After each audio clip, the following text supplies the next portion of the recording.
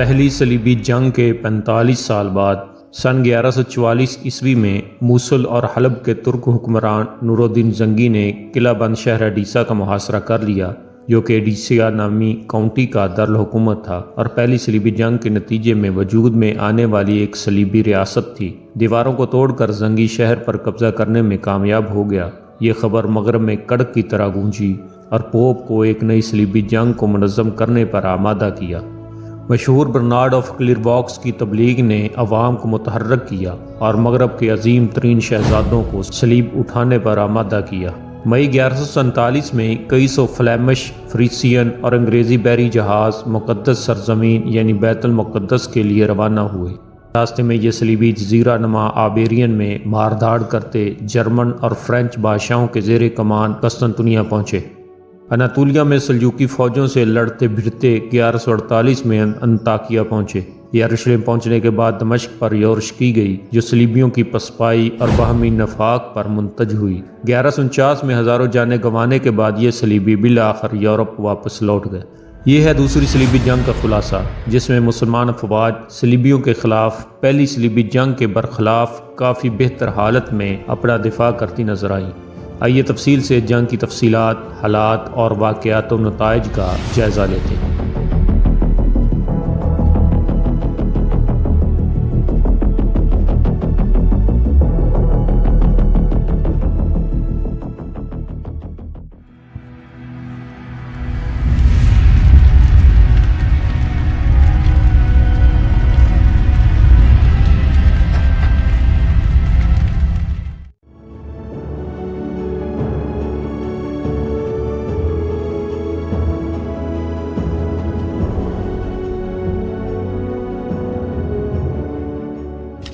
دوسری صلیبی جنگ 1147 سے 1150 عیسوی تک لڑی گئی۔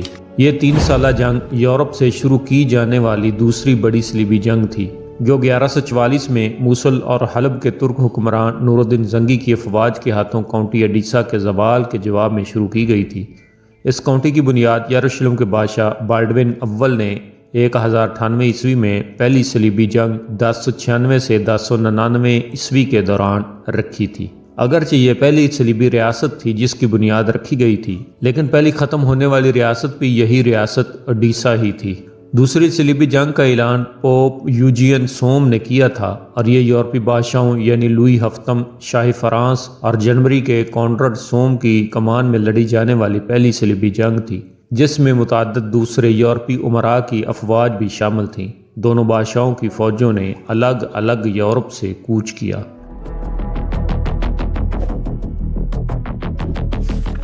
ایڈیسا بالائی میسوپوٹیمیا میں شام کے صحرا کے کنارے پر واقع ایک اہم تجارتی اور ثقافتی مرکز تھا۔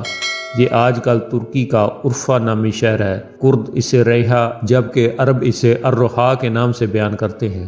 یہ شہر پہلی صلیبی جنگ کے نتیجے میں سلجوق مسلمانوں کے قبضے سے نکل کر صلیبیوں کے قبضے میں چلا گیا تھا، لیکن یہ 24 دسمبر 1144 عیسوی کو عماد الدین زنگی، جو موصل، حلب اور حماد کا مسلم حکمران تھا، اس نے اسے فتح کر لیا، جس کے بعد مغربی عیسائیوں یعنی صلیبی جنگجوؤں کو نکال باہر کیا گیا، جبکہ مشرقی عیسائیوں کو یہاں رہنے کی اجازت دی گئی۔ یوں ایڈیسا سے نکالے جانے والے صلیبی عیسائیوں نے مغرب میں نئی بننے والی صلیبی ریاستوں کے لیے مدد کی اپیل کی۔ پوپ یوجینیس سوم نے 1 دسمبر 1145 عیسوی کو رسمی طور پر دوسری صلیبی جنگ کا مطالبہ کیا۔ اس مہم کے اہداف کچھ واضح نہیں تھے، نہ تو ایڈیسا اور نہ ہی زنگیوں کا خاص طور پر تذکرہ کیا گیا تھا، بلکہ یہ پہلی صلیبی جنگ کی کامیابیوں یعنی قائم ہونے والی صلیبی ریاستوں اور لیوانٹ میں عیسائیوں اور مقدس آثار کی حفاظت کے لیے ایک وسیع اپیل تھی۔ اس صلیبی جنگ کی اپیل کو مؤثر بنانے کے لیے ان عیسائیوں کے لیے جو اس مقدس جنگ میں شامل ہوں گے، ان کے گناہوں کی معافی کا وعدہ کیا گیا، چاہے وہ اس سفر کے دوران ہی کیوں نہ مر گئے ہوں۔ اس کے علاوہ اعلان کیا گیا کہ ان کی جائیدادوں اور خاندانوں کو بھی تحفظ فراہم کیا جائے گا، اور قرضوں پر سود جیسے معمولی معاملات کو بھی معطل یا منسوخ کر دیا جائے گا۔ اس اپیل کو، جسے پورے یورپ میں خاص طور پر برنارڈ کلیرواکس کے ایبٹ نے پھیلایا، جو دوران خطاب پوپ کا ایک خط، جسے کوانٹم پریڈیسیسر کہا جاتا ہے، کو بڑے پیمانے پر پڑھ کر مجمع کو سناتا، یوں 60,000 صلیبی جنگجوؤں کی ایک عظیم فوج تیار ہو گئی۔ صلیبی جنگ کی قیادت جرمن بادشاہ کونراڈ سوم اور فرانس کے بادشاہ لوئس ہفتم کر رہے تھے۔ یہ پہلا موقع تھا کہ بادشاہوں نے ذاتی طور پر صلیبی فوج کی قیادت کی۔ 1147 عیسوی کے ابتدائی موسم گرما میں اس فوج نے پورے یورپ سے قسطنطنیہ کی طرف مارچ کیا اور وہاں سے لیوانٹ تک فرانسیسی اور جرمن فوجیوں کے ساتھ ساتھ اطالوی، شمالی یورپی اور مزید فرانسیسی صلیبی جنگجو بھی اس میں شامل ہوتے گئے، جو زمینی رستوں کے ساتھ ساتھ بحری رستوں سے بھی آ رہے تھے۔ دوسری صلیبی جنگ ایڈیسا کے علاوہ آئیبیریا اور بالٹک میں بھی لڑی گئی اور دونوں مہمات کو پوپ کی حمایت حاصل تھی۔ جن صلیبیوں کو مشرق کی طرف سفر کرنا تھا وہ شاید آئیبیریا میں استعمال کیے گئے تھے، کیونکہ انہیں اپنی روانگی میں تاخیر کرنی پڑتی تھی تاکہ زمینی فوجی لیوانٹ تک اپنی سست پیش رفت کو جاری رکھ سکے۔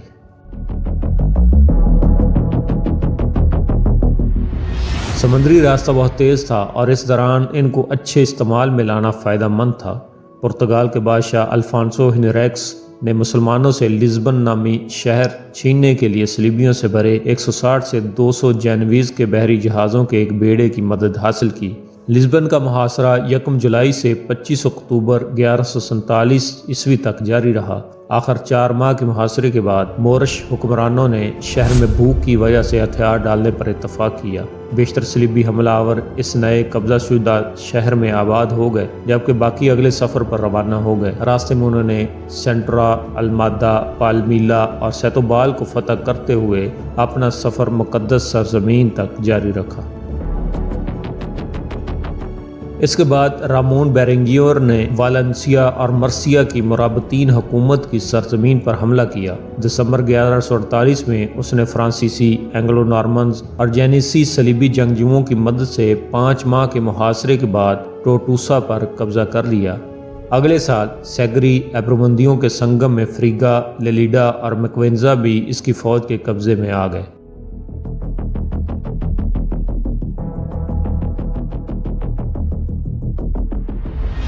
دوسری صلیبی جنگ کے وقت بازنطینی شہنشاہ مینوئل قسطنطنیہ میں تخت نشین تھا، جو مغرب کا بہت زیادہ حمایتی تھا۔ اس نے قسطنطنیہ میں لاطینیوں کی حمایت کی، ان میں سول اور فوجی اعزازات بھی تقسیم کیے تھے۔ مینوئل نے صلیبی جنگ کے رہنماؤں کی آمد پر ستمبر اور اکتوبر 1147 عیسوی میں بااصرار ان سے بیعت لی کہ وہ بازنطینی مشتملات کو نقصان نہیں پہنچائیں گے۔ مینوئل نے سفارتکاری سے قسطنطنیہ کے قلعوں کو مضبوط کیا۔ مینوئل نے صلیبیوں کو جتنی جلدی ممکن ہوا ان کے راستے پر جانے کے لیے ایک فوجی محافظت بھی فراہم کی۔ کونراڈ ایشیا مائنر کے آس پاس ساحلی راستے پر چلنے کے لیے مینوئل کے مشورے کو مسترد کرتے ہوئے اپنی مرکزی قوت کو نیکیا سے گزارتے ہوئے براہ راست اناطولیہ میں پہنچ گیا۔ 25 اکتوبر کو ڈریلیم کے مقام پر جہاں سے پہلے صلیبیوں نے اپنی فتح حاصل کی تھی، اس کی تھکی ہوئی فوج نے مناسب انتظامات کیے بغیر پڑاؤ ڈالا۔ ترکوں نے ان پر حملہ کر کے ان کو تباہ کر دیا۔ کونریڈ چند زندہ بچ جانے والوں کے ساتھ نیکیا واپس چلا گیا۔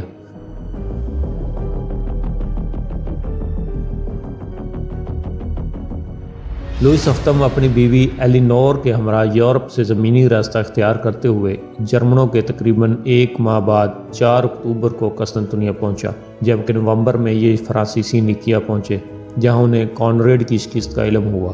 اس کے بعد لوئس اور کونراڈ ساحلی راستے سے ہوتے ہوئے ایفیسس پہنچے، جہاں کونراڈ شدید بیمار ہو گیا اور قسطنطنیہ واپس چلا گیا۔ صحت یاب ہونے کے بعد وہ بالآخر اپریل 1148 میں بذریعہ بحری رستہ ایکڑ یا اکا واپس لشکر میں آ شامل ہوا۔ سردیوں کے وسط میں ایفیسس سے انطاکیہ تک کا فرانسیسی رستہ انتہائی دردناک تھا، سپلائی کی کمی تھی اور بازنطینی شہنشاہ مینوئل سے ناراض صلیبیوں نے مسلمانوں کے مقابلے عیسائیوں سے لڑنے میں زیادہ توانائی صرف کی۔ جب وہ انطاکیہ پہنچے، جس پر ایلینور کے چچا شہزادہ ریمنڈ کی حکومت تھی، تو اس وقت تک فوج کا بڑا حصہ ترک حملوں میں مارا جا چکا تھا۔ ایڈیسا پر دوبارہ قبضہ کرنے کا صلیبی جنگ کا اصل ہدف اب ممکن نہیں رہا، کیونکہ عماد الدین زنگی کی وفات کے بعد اس کا بیٹا نور الدین محمود زنگی اب ایک طاقتور سلطان بن چکا تھا، جسے ایڈیسا کو واپس لینا ان افواج کے لیے مشکل ہو گیا تھا۔ ریمنڈ نے حلب پر حملہ کرنے پر زور دیا، جو نور الدین زنگی کی طاقت کا مرکز تھا، لیکن کنگ لوئس نے آمادگی ظاہر نہیں کی اور اپنی افواج کے ساتھ اچانک یروشلم کی راہ لی۔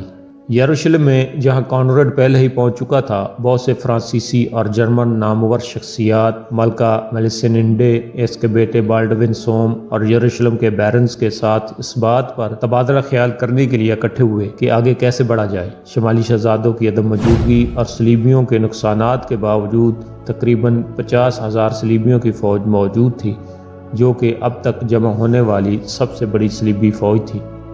کافی بحث و مباحثے کے بعد بالآخر دمشق پر حملہ کرنے کا فیصلہ کیا گیا۔ مورخین اڈیسا کی بجائے دمشق کا محاصرہ کرنے کے فیصلے کو ناقابل معافی حماقتوں کا فعل کہتے ہیں۔ دمشق کے اتابیگ اور زنگیوں کے مابین تناؤ کو دیکھتے ہوئے بہت سے مورخین نے استدلال کیا ہے کہ صلیبیوں کے لیے یہ بہتر ہوتا کہ وہ اپنی طاقت صرف زنگیوں کے خلاف ہی مرکوز رکھتے۔ جولائی میں ان کی فوجیں تبریہ میں جمع ہو گئیں اور بنیاس کے رستے گلیل کی جھیل کے آس پاس دمشق پہنچ گئیں۔ ان کی مجموعی تعداد 50,000 تھی۔ صلیبی حملہ 23 جولائی کو شروع ہوا۔ مسلمان اس حملے کے لیے تیار تھے اور انہوں نے موصل کے سیف الدین غازی اول اور حلب کے نور الدین سے مدد بھی طلب کی تھی، جنہوں نے صلیبی فوج کے کیمپ پر ذاتی طور پر حملے کی رہنمائی کی تھی۔ صلیبیوں کو دیواروں سے پیچھے باغات میں دھکیل دیا گیا۔ انہیں گھاتوں اور گریلا حملوں کا سامنا رہا۔ سور کے ولیم کے مطابق 27 جولائی کو صلیبی حملہ آوروں نے شہر کے مشرقی کنارے والے میدان میں جانے کا فیصلہ کیا، جو کم قلعہ بند تھا، لیکن ان کے پاس کھانے اور پانی کی مقدار بہت کم تھی۔ ان حالات میں تینوں بادشاہوں نے اس شہر کو چھوڑنے کا فیصلہ کیا۔ پہلے کانراڈ، پھر باقی فوج نے 28 جولائی کو یروشلم کی طرف پسپائی اختیار کی۔ پسپا ہوتے ہوئے صلیبیوں کی ترک تیر اندازوں نے خوب خبر لی۔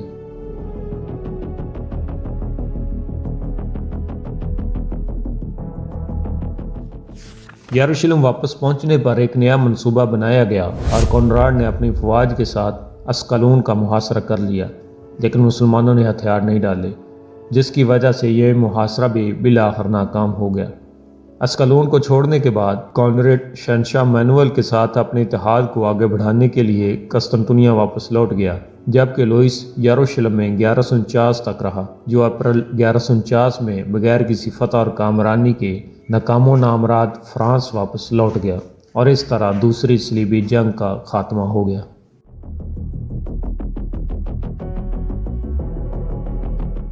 دوسری صلیبی جنگ کی ناکامی مشرق میں عیسائیوں کے تاریک مستقبل کی نوید تھی۔ پاک سرزمین میں قدس کی فتح کی بنیاد زنگیوں نے ڈال دی تھی، جس کو ایوبیوں کے سلطان صلاح الدین نے پایہ تکمیل تک بخوبی پہنچایا۔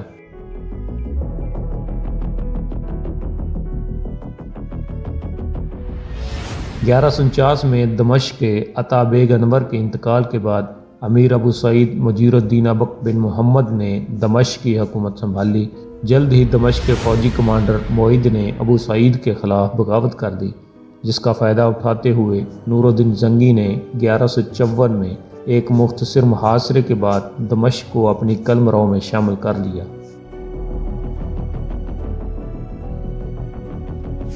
دوسری صلیبی جنگ کے بعد کے 25 سالوں کے دوران یروشلم کی بادشاہی پر اس کے دو قابل حکمرانوں نے حکومت کی، المالرک اول اور بالڈوین سوم۔ یروشلم کے شاہ المالرک اول نے بازنطینیوں سے اتحاد کیا اور 1169 میں مصر پر مشترکہ حملے میں حصہ لیا، لیکن یہ مہم بالآخر ناکام ہو گئی۔ بالڈوین سوم نے بالآخر 1153 میں اسقلون پر قبضہ کر لیا۔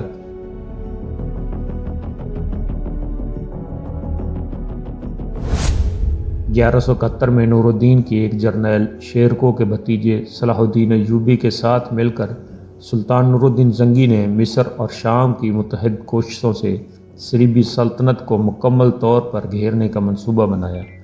بالآخر بازنطینی اتحاد کا اختتام 1180 میں شہنشاہ مینوئل اول کی موت کے ساتھ ہوا اور 1187 میں صلاح الدین ایوبی نے یروشلم کو اپنے قبضے میں لے لیا، جس کے بعد تیسری صلیبی جنگ کا آغاز ہوتا ہے۔